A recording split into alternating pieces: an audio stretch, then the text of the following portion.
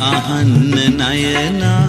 ඉස්සර වාගේ ඔබේ මුවින්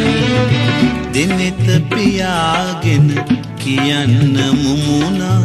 එක වදනක් හෝ කෝල ලෙසින් වෙන කවුරුත් නෑ අහගෙන ඉන්නේ ඉරහඳ පමණයි කවදත් උන්නේ මම නම් ආසයි අහන්න නයනා ඉස්සර වාගේ ඔබේ මුවින්